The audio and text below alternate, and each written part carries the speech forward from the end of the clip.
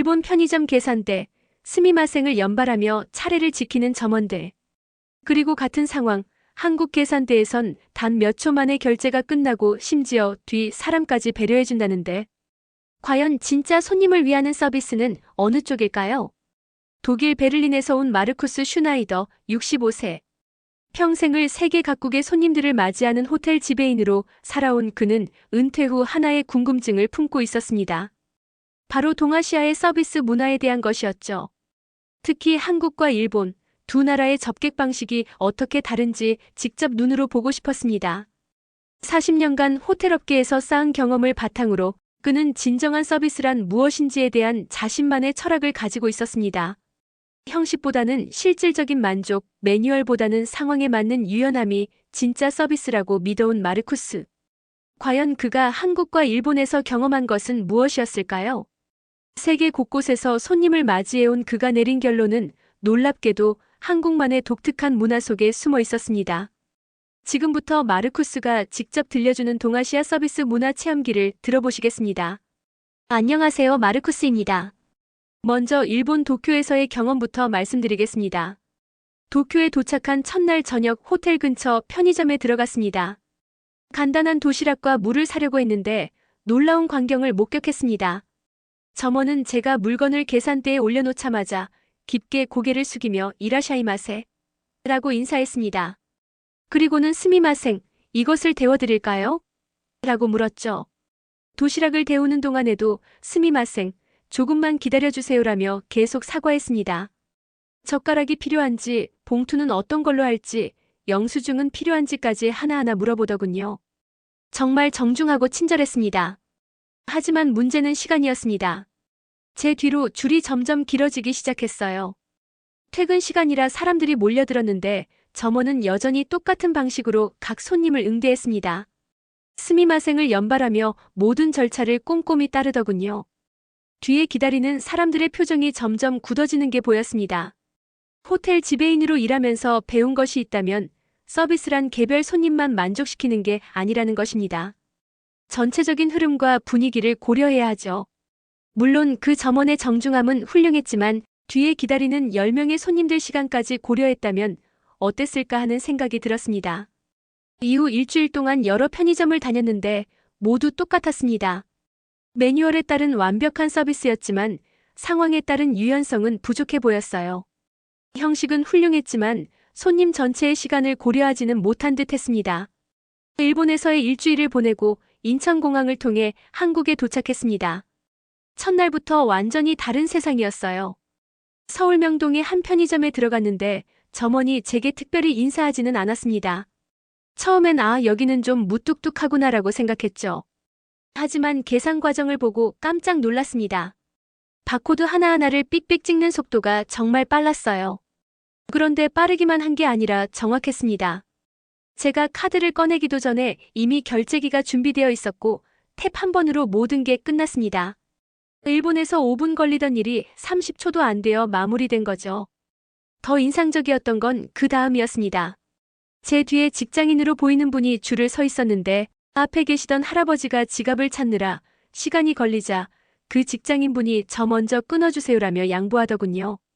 점원도 자연스럽게 네, 잠깐만요라며 순서를 바꿔주었고요.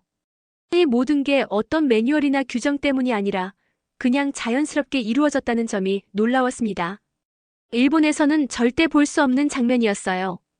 거기서는 순서를 바꾸는 것 자체가 매뉴얼에 없는 일이거든요. 속도와 배려가 동시에 살아있는 정말 새로운 경험이었습니다. 한국의 빨리빨리 문화에 대해 들어본 적은 있었지만 실제로는 단순한 성급함이 아니라 서로를 배려하는 방식이라는 걸 그때 알았습니다. 음식 문화도 두 나라가 정말 달랐습니다. 일본 교토의 한 작은 식당에서 라멘을 주문했을 때였어요. 메뉴를 보느라 조금 시간이 걸렸는데 점원이 계속 스미마생, 스미마생 하며 기다리더군요. 제가 미소라멘 하나 주세요라고 했더니 죄송합니다. 미소라멘이군요. 죄송합니다. 곧 준비해드리겠습니다를 반복했어요. 심지어 라멘이 나올 때도 오마타세 시마시타 기다리게 해서 죄송합니다라며 사과부터 하더군요. 음식이 늦게 나온 것도 아니고 제가 불편하다고 한 것도 아닌데 말이죠. 정중하긴 했지만 너무 과한 느낌이었습니다. 반면 서울의 한 김치찌개 집에서는 완전히 달랐어요. 제가 앉자마자 뭐 드실래요?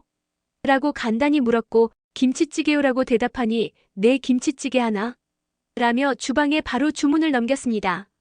물도 알아서 갖다 주고 반찬도 척척 세팅해 주더군요. 중간에 물이 떨어지자 여기요, 물 좀 주세요라고 했는데 네 여기요 하며 바로 가져다 주었습니다. 사과는 없었지만 행동은 빨랐어요. 그리고 음식 맛도 훌륭했죠. 처음엔 한국 식당이 무례하다고 생각했는데 며칠 지내보니 그게 아니었습니다. 말은 짧지만 실제로는 더 세심하게 챙겨주더군요. 반찬이 떨어지면 말하지 않아도 채워주고 뜨거운 음식이 나올 때는 뜨거워요, 조심하세요라며 진짜 필요한 말만 해주었습니다. 한국은 말은 짧지만 오히려 효율적이고 확실했습니다. 일본의 정중함이 때로는 형식적으로 느껴졌다면 한국의 직설적인 방식이 더 실질적인 도움이 되었어요. 40년간 호텔 지배인으로 일하면서 수많은 상황을 겪어봤습니다. 분비는 체크인 시간, 급한 손님들의 요청, 예상치 못한 문제 상황들 말이죠. 그런 경험을 바탕으로 두 나라의 서비스 방식을 비교해보니 명확한 차이가 보였습니다. 일본의 방식은 매뉴얼 기반의 형식미라고 할 수 있겠어요. 모든 상황에 대해 정해진 절차가 있고 그것을 완벽하게 따르는 겁니다. 개별 손님에 대한 정중함은 최고 수준이지만 전체적인 흐름이나 상황 변화에 대한 대응은 아쉬웠습니다. 반면 한국의 방식은 상황 대응형 실질 만족이라고 표현하고 싶네요. 정해진 형식보다는 그 순간 가장 필요한 것이 무엇인지 파악하고 그에 맞춰 행동하는 방식이죠.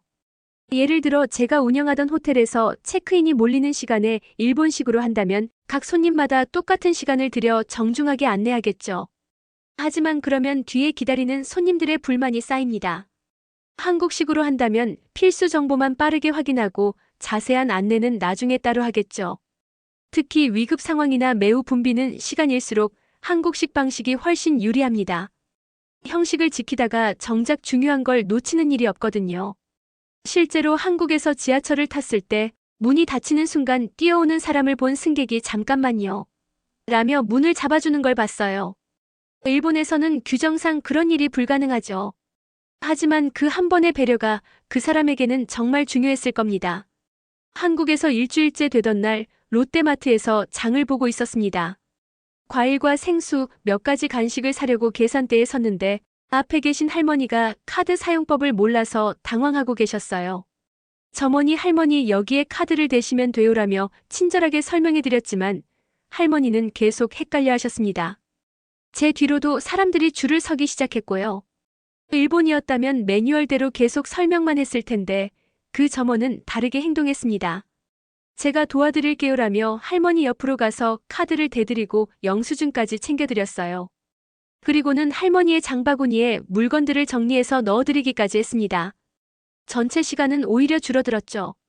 더 놀라운 건 뒤에 기다리던 사람들의 반응이었습니다. 누구 하나 짜증내지 않고 할머니, 천천히 하세요라며 기다려주더군요. 한 분은 저 할머니가 우리 할머니 같네라고 말씀하시기도 했고요. 이런 일이 한두 번이 아니었습니다. 지하철에서는 임산부가 타면 자연스럽게 자리를 양보하고 무거운 짐을 든 사람이 있으면 도와주고 길을 모르는 외국인을 보면 먼저 다가와서 도움을 주더군요. 빨리빨리 문화라고 해서 차갑거나 이기적일 거라고 생각했는데 전혀 그렇지 않았어요. 오히려 빨리 처리해서 모두의 시간을 아끼되 정말 도움이 필요한 순간에는 더욱 따뜻하게 돕는 문화였습니다. 한국의 빨리빨리 속에도 정이라는 따뜻한 마음이 담겨 있다는 걸 그때 깨달았습니다. 효율성과 인간미가 함께 존재하는 정말 독특하고 아름다운 문화라고 생각했어요. 한국에서의 2주가 지나면서 저는 하나의 깨달음을 얻었습니다. 제가 40년간 호텔 지배인으로 일하면서 가장 어려워했던 부분이 바로 이것이었어요. 개별 손님의 만족과 전체적인 서비스 흐름을 어떻게 조화시킬 것인가? 정중함을 유지하면서도 효율성을 놓치지 않는 방법은 무엇인가?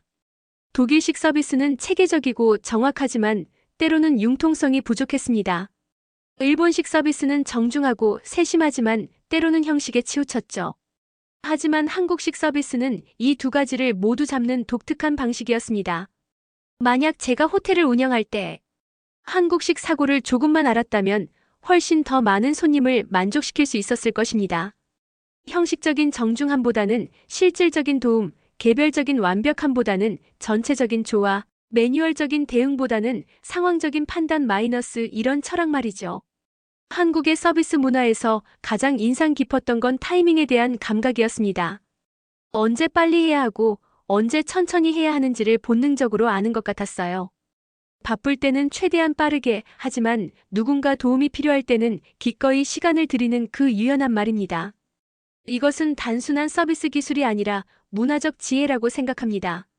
서로의 시간을 소중히 여기기 때문에 빠르게 처리하고 서로의 어려움을 이해하기 때문에 필요할 때는 기꺼이 도와주는 것이죠. 한국의 빠름은 성급함이 아니라 배려였고 한국의 직설적임은 무례함이 아니라 솔직함이었습니다. 그리고 그 모든 것의 바탕에는 정이라는 따뜻한 마음이 있었어요. 독일로 돌아가는 비행기에서 지난 3주를 돌이켜봤습니다. 일본에서는 완벽한 형식을 배웠고 한국에서는 살아있는 서비스를 경험했습니다. 둘 다 나름의 장점이 있지만 제 마음을 더 움직인 것은 한국의 방식이었어요. 한국에서 느낀 서비스는 세계 어디에서도 보기 힘든 독창적인 문화였습니다. 빠르면서도 따뜻하고 효율적이면서도 인간적이고 직설적이면서도 배려심이 깊은 마이너스 이런 조합은 정말 한국에서만 볼 수 있는 것이라고 생각해요. 특히 인상 깊었던 것은 한국 사람들이 자신의 문화에 대해 때로는 부정적으로 생각한다는 점이었습니다. 우리는 너무 성급해, 서비스가 부족해라고 말하는 분들을 여러 번 만났거든요. 하지만 외국인의 시각에서 보면 전혀 그렇지 않아요. 여러분의 빨리빨리는 시간을 소중히 여기는 마음에서 나온 것이고 여러분의 정은 타인을 진심으로 생각하는 마음에서 나온 것입니다. 이것은 정말 자랑스러워해야 할 문화적 자산이에요. 40년간 세계 각국의 손님들을 만나봤지만 한국만큼 효율성과 따뜻함을 조화롭게 갖춘 서비스 문화는 없었습니다. 여러분이 당연하게 생각하는 그 빨리빨리와 정이야말로 한국이 세계에 자랑할 수 있는 독특하고 아름다운 힘입니다. 감사합니다.